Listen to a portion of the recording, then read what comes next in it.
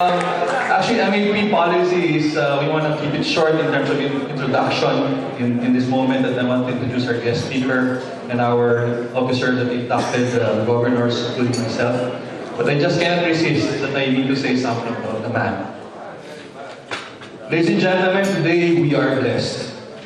We are blessed with the presence of everyone gathered here as we celebrate the purpose of this occasion. And we are very much blessed that today we are graced by the presence of a sage of the faith. A man that I would also describe in Latin as Verbonus Vicendi Peribus, literally meaning a God of man, skilled in speaking. Because all of us, I believe, can attest to how powerful his words are in moving the hearts of the Filipino people. Especially in the recently concluded papal visit, a solemn and beautiful chapter in Philippine history, where he invited each one of us, including us business leaders, to be bearers of the light of Christ to the world. For in business, ethical leadership attributes much to our success. Today, allow him to be of greater enlightenment and inspiration to all of us. I do admire this person, and I'm honored to introduce him to you today. He's a professor of theology, chairperson of CBCP's Episcopal Commission on the Doctrine of Faith, member of the Permanent Council of the Synod of Bishops in the Vatican. We will go with you when you go to Vatican, sir. The 32nd Archbishop of Manila, Cardinal Priest of the titular Church of San Feliz, the Cantalis, Centucelle. Hope I said that word. Ladies and gentlemen, let us all welcome His Eminence, Archbishop Luis Antonio G. Cardinal Tagle.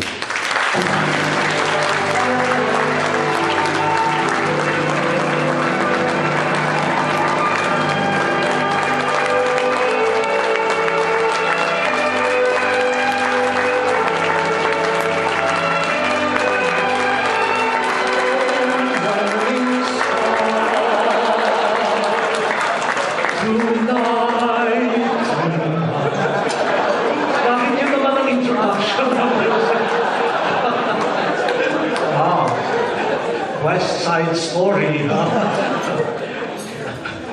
Thank you very much, Mr. Alivio.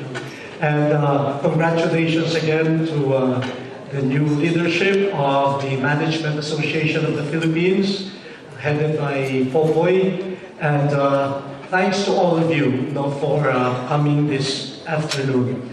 I would also want to thank everyone for your contribution to the recently concluded pastoral visit of Pope Francis. I know that many business groups and organizations contributed to the success, not only through their contributions, but also through their prayers and cooperation in the different events. So maraming salamat po. We are still the talk of the town in not only in the Vatican but all over the world. We have made the Filipino proud through this visit. I really tremble before you because I am not a management person. I'm not a management expert. Looking at the priority programs flashed a few minutes ago, I was telling myself, I should be the one learning from you. Will I be allowed to attend your breakfast meetings and your, and your programs? But I think the church, especially after this visit of Pope Francis, shares with you the many important concerns like inclusive growth, sustained growth, integrity, good governance, the integrity of the environment and creation, and also the quality of leadership, both individual leadership, personal leadership, and in your case, corporate leadership. I will speak to you as a person of the church. So please pardon my language if it if it sounds biblical and churchy sometimes. For the Catholics, this will exempt you from going to Mass on Sunday. That's not true. Huh? That's not true. Okay,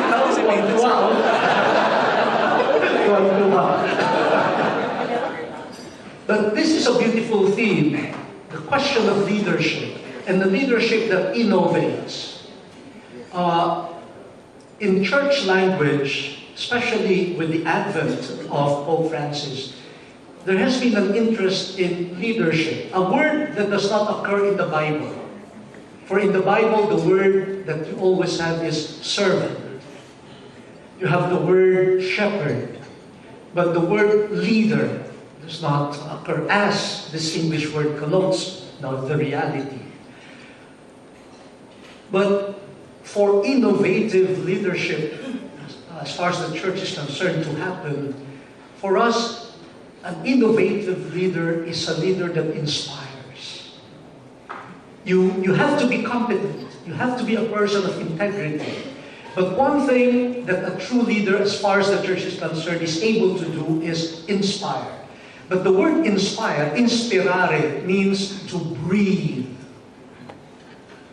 So not so much your words, not so much the things that you have constructed. No, they all matter. But in the end, what breath emanates from you? And what do people feel or even imbibe from you?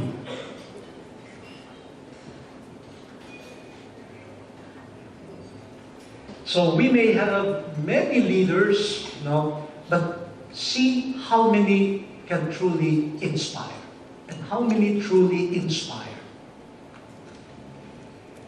And we were all amazed that this person, Pope Francis, even in his silence, in his speechlessness, was able to make us cry. One priest told me this morning, that I was watching from Mindanao, the events, and I kept on crying. And he told the other priest, are we aging? How come? Are we getting old? How come we are moved to tears? Why are we crying so easily? That's the effect of someone who inspires. In this context, allow me to share 3 simple points. Definitely not exhaustive, but you already know all of these things, but just to remind all of us.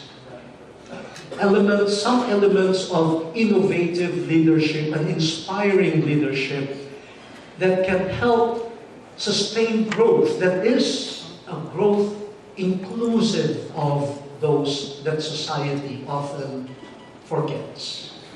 The first is an ethic-inspired type of leadership. An ethic-inspired view of society, of the economy, of development.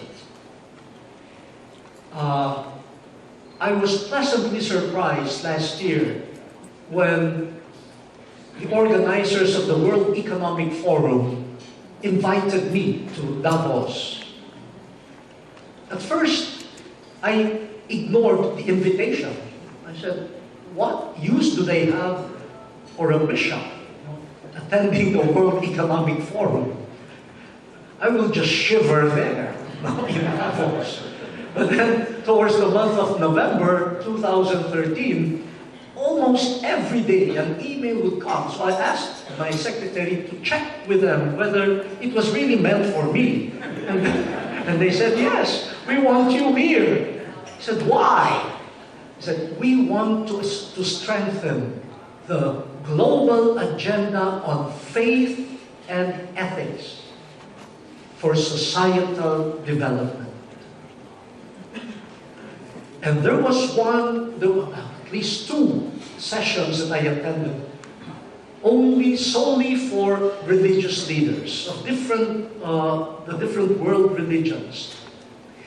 And in those meetings, they were asking the help of religious communities to share the spiritual resources, the spiritual energies towards societal transformation. In fact, one of the leaders said, one of the facilitators said, we know that fiscal policies are not enough to transform society. Now we want to tap on the religious and ethical resources of your religions. And for Christians, this ethic-inspired leadership would mean a reappropriation of categories like providence and trust. Is there room for trust in providence in the business world? No answer na lang. Why do I say this? Because at least for Christians, Jesus said, no, don't appear like the pagans who worry, what will I eat? What will I wear? The non-believers search for those things. You trust in God. Seek ye first the kingdom of God, and all of those things will be given unto you. Now, I'm not telling you to abandon all of your programs, but as we engage in all of this, is there an element of trust? Trust in the Supreme Being who can do more than what we can accomplish. For me, this whole papal visit was a testament to the providence. The presence of that providence, even the typhoon, was providential. Pope Francis himself told me, said, when we were on our return flight to Manila, I asked him, have you experienced a typhoon? He said, no, just rains in Rome and Argentina. He said, this is my first time. And he said, this typhoon was meant for me, so that I would get to know what people experience. Now I have a bit of idea what the survivors of Yolanda underwent. And I told him, oh, this is a normal typhoon, 70 kilometers per hour. That's nothing. Come back when it's 300 kilometers per hour. I said, oh, we should fly back to But you see, we had the organizing committee and the government, the security people, we had our story. And from one perspective, we said, oh, our storyline got destroyed by the typhoon.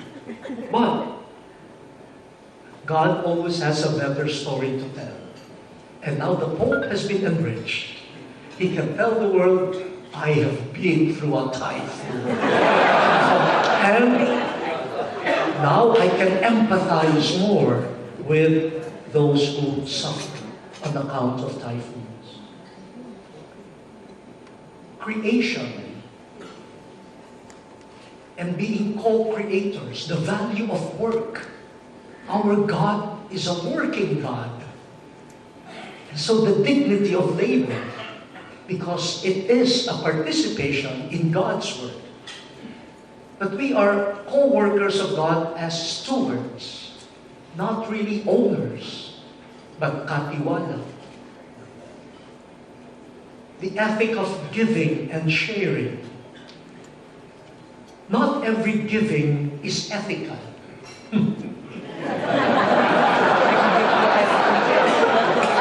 Not every act of giving is altruistic. Sometimes people give with very egoistic motivations, leading actually to the violation of the human dignity of those who receive. And they are made to feel they are nothing and always beholden to the giver. Not that type of giving and sharing. The giving and sharing that is genuinely concerned for the other. The giving that the humble beggar is able to give. For in the end, all of us are also recipients and beggars. the ethic of brotherhood and sisterhood, seeing in the others not a commodity, but a brother, a sister. These are just some categories that a leader who is ethically inspired should possess. We can add more to this, but I leave that to you for your homework tonight. In your different religious traditions, what ethical principles can we rely on for the type of leadership that we so sorely need at this time? Ethic-inspired leadership. The second is a leadership that really takes inclusive growth seriously. Pope Francis, in his apostolic exhortation, Evangelii Gaudium, the joy of the gospel, puts it this way: the inclusion of the poor in society. When we talk of inclusive growth, whom do we want to include? And the answer of Pope Francis is the excluded. And the excluded are usually the poor. The poor. And this is not just a sociological or political agenda, including the poor in growth. It is a spiritual and ethical imperative. Again, going back to Pope Francis, he says, God hears the cry of the poor. Very biblical. If we do not include them, let us not forget, they can cry to God. If their cry is not heard by society, they still have one recourse: God. And God hears the cry of the poor. And in the book of Deuteronomy, chapter 15, the poor person might cry to the Lord against you, and you would incur guilt. That's not me, huh? That's the Bible. Now this is frightening, huh? If the poor are excluded and they cry to the Lord, then we will be answerable to the Lord. So the type of leader that we are dreaming of, that can help sustain growth, inclusive of everyone, I think that type of leader must be able to confront questions like, are the poor included in our personal and corporate vision? Are they present in our mission? Are they factored in? Pardon the word, the expression. Are they factored in our planning? Are they at the center of our formulation of goals? Do we invite them to be part of our policy determination? Do we consider their real needs when we think of products to produce and sell? What type of development do we propose to them? Is it our idea of development, which may not be the type of development that they are looking for? Pope Francis, in the meeting with families in MOA Arena, talked about ideological colonization, imposing on the people and the culture a view of a good life, a view of development that might be alien to the native wisdom of the people, especially of the poor, especially of the women, the poor women, the wisest persons that I've ever met. Sorry to the men. Yeah. But are the poor really considered and consulted? Do they become part of programs that are meant for them? Are our training programs for our leaders and managers, do these programs explicitly contain a concern for the poor? Are the poor central in our skills development? Are our labor practices within our companies uplifting the poor among us? Just a few questions. If we want to take inclusive growth seriously, we should reduce inclusive growth from a label or a slogan to these difficult questions.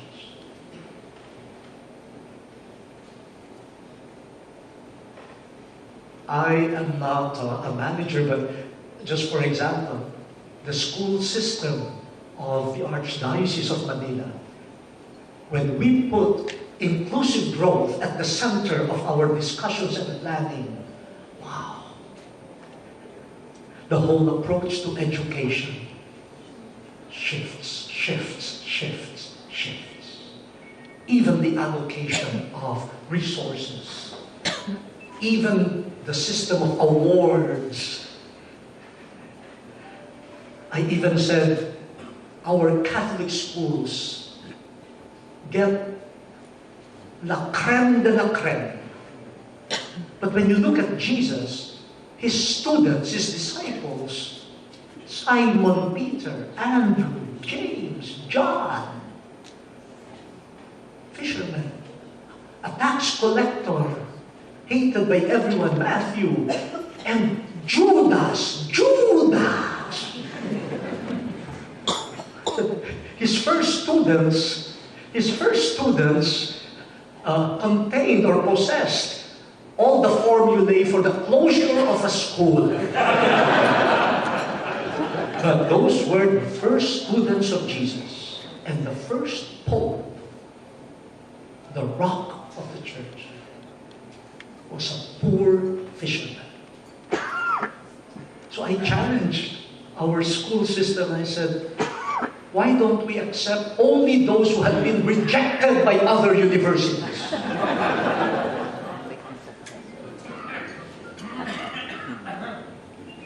And they say, how about accreditation?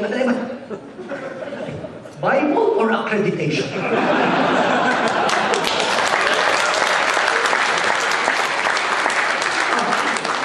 Mahirap ito. Very difficult. Very difficult. If we want to really to inclusive growth and then the inclusion of the poor, then and I said, why demand of children that they finish the first grade in 1 year? Is that divine law? It's human law. What if a child needs 3 years to reach the requirements, or to complete the requirements for first grade? Why can we not be patient in guiding this person? Jesus was extremely patient. With his death, the disciples showed that they had flunked all the exams given by Jesus. They left him. But after his resurrection, he gathered them again and taught them for another 40 days. And realizing that they would not learn their lessons, he sent the Holy Spirit to remind them of everything. That's how patient Jesus is.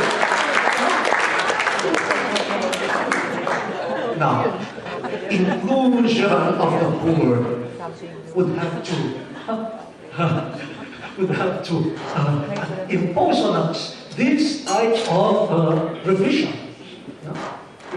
So I said, okay. That's why Pope Francis says, when it comes to inclusion of the poor, time is greater than space. You want to conquer space and take possession, but time you cannot possess. But you need patience, patience, patience. Okay. Hard choices there, huh? Very difficult choices. And finally, an inspiring, innovative type of leadership needs to also put premium on personal encounter. I always hear, trabaho lang, walang personalan. But a good and inspiring leader must know how to deal with persons and must be an authentic person. In fact, the leader in his or her person must enflesh the very vision of his or her company or body. If you probably noticed during the visit of Pope Francis, there were some moments where he would set aside the prepared homily and he just spoke from the heart. He believed in that. He said, reality is greater than ideas.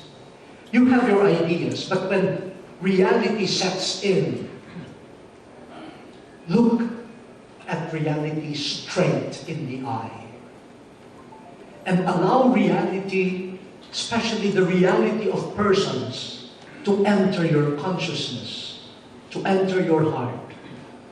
It is not so much categories, abstractions, but living persons that matter. You encounter a person and you realize they are like us, with feelings, with dreams, with hurts. And it is not enough to give them something. We should be present and we can learn from them. This personal encounter makes the leader grounded, makes a leader really a person to people that he or she will lead. Personal and corporate conversion to inclusive growth could happen only if we allow the poor people and us to meet. They be allowed to enter our consciousness, to disturb us, to prod us. An innovative leader goes to people, touches them, and learns from them. This is one amazing aspect of the Pope's visit. I was with him on the Pope Mobile and the activities that were not covered by media. I saw firsthand that the Pope was a learner. He allowed people to touch him. He was a great student of people. And he had this great capacity to be touched by them. When I joined him for the lunch with the 30 survivors of Yolanda and the earthquake, I came earlier to the dining room and rehearsed the 30. If the Pope asks you this, how will you respond? Oh, that's too long.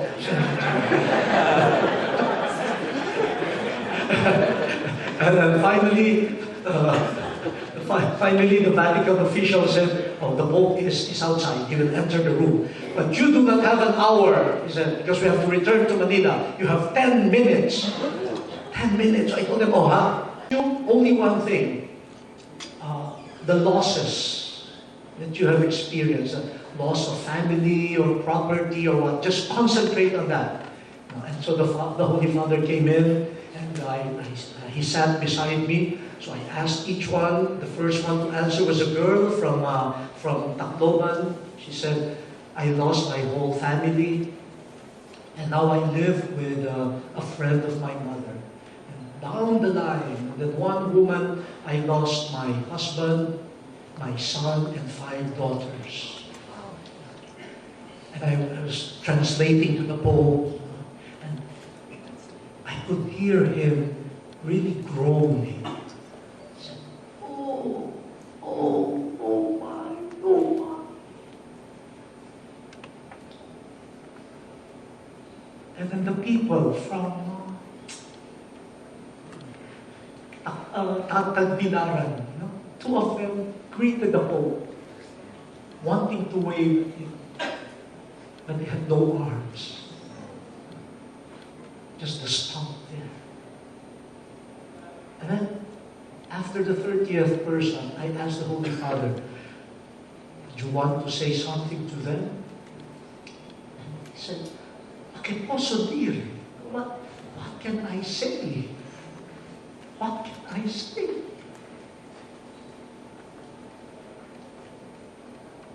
And there was this silence of someone who has allowed these persons, their sufferings, to be his. And one of them said, one request, Holy Father, just pray for our departed. Do not forget them. And the Pope promised, yeah, my next Mass will be for all your beloved departed. This personal contact, and I accompanied him in his conversation with the father of Christelle, the girl who died in Tacloban.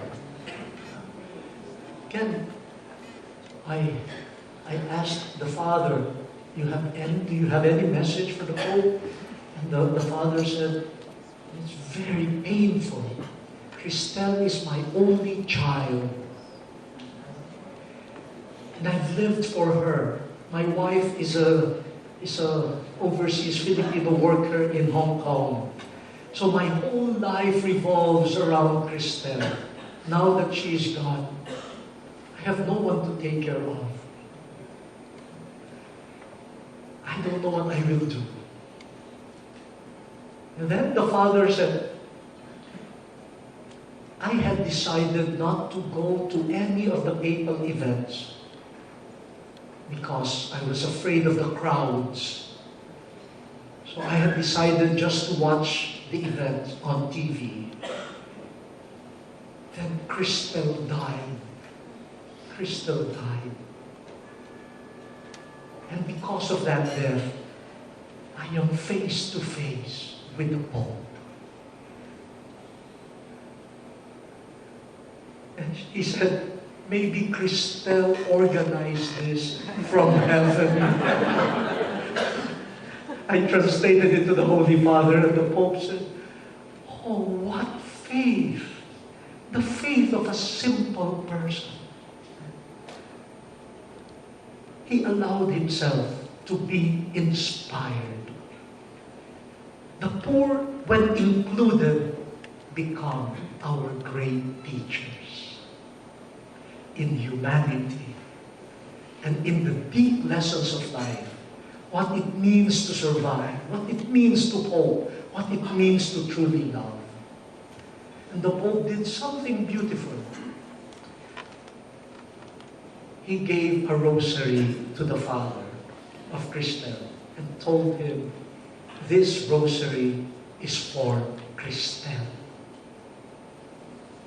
Put it in the casket or put it in front of her photograph in your house. This is for her. And then Pope gave the father his own rosary. The power of personal encounter. The man was totally inspired and changed. But more than that, I think it was the Holy Father who was transformed and who was changed. An innovative leader is himself or herself changed and is willing to be changed and transformed, especially by the poor and simple that we want to include in our growth.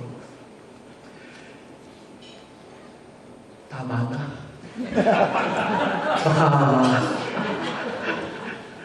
Parang hindi na ito MAP meeting. Parang naging prayer meeting na kakain ko. Please pardon the tone and the type of sharing. But I think we all need to continue reflecting innovative leadership. No? Let us not leave it up there. Let us not leave it as a concept. No?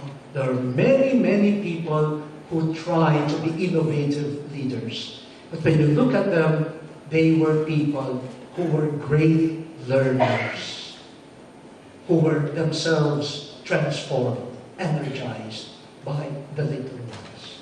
Thank you very much for your patience and